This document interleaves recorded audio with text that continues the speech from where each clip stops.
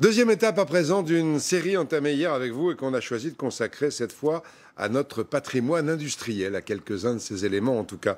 Après l'entreprise Bohin et ses célèbres aiguilles, on va partir aujourd'hui dans le Tarn du côté de Mazamet. La tradition là-bas, c'est le travail du cuir et quelques entreprises entretiennent toujours un savoir-faire très ancien et exceptionnel. À Mazamet, Pascal Michel et Paul-Étienne Zahn. Elle descend tout droit de la montagne noire. L'Arnette est comme une artère. 150 ans durant, elle a maintenu en vie toute une région. Mazamet a développé grâce à elle sa longue tradition de la mégisserie et du délainage. L'usine de la Quière est l'une des dernières en activité. Ici, on façonne de la peau lainée. Première étape, le foulon, comme un tambour de machine à laver, que l'on appelle aussi turbulent. Quand les peaux sortent du séchoir, on les humidifie légèrement, et puis après 24 heures après, on les fait tourner dans ce foulon pendant à peu près 3-4 heures, de façon à étendre l'humidité à l'intérieur de la peau, à la répartir et avoir un toucher le plus souple et le plus moelleux possible.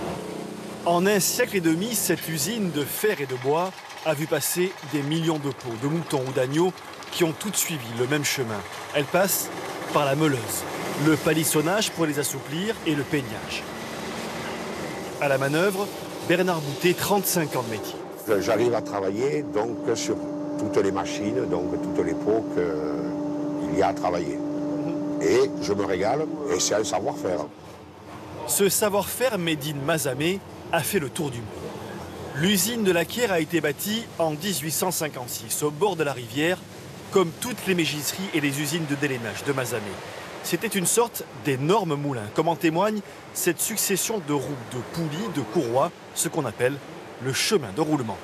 Toute l'usine à l'époque était mue par la force motrice de l'eau, y compris le monte-charge. C'est-à-dire que même le monte-charge était actionné avec une poulie à renvoi et permettait d'envoyer les peaux dans les étages de l'usine.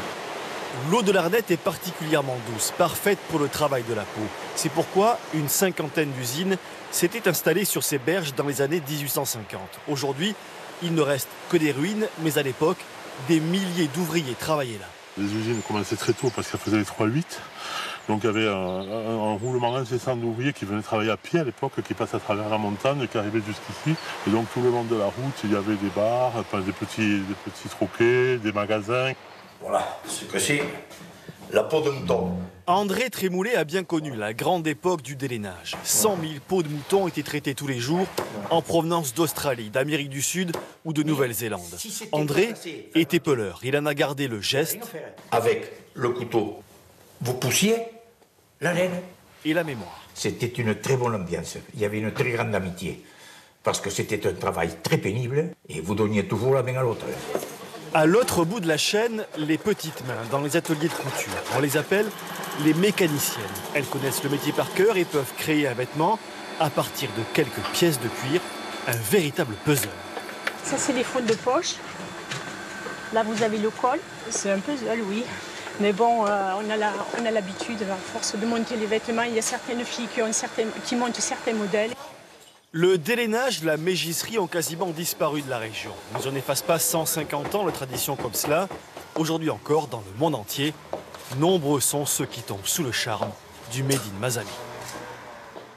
Le patrimoine industriel des régions, une autre région demain.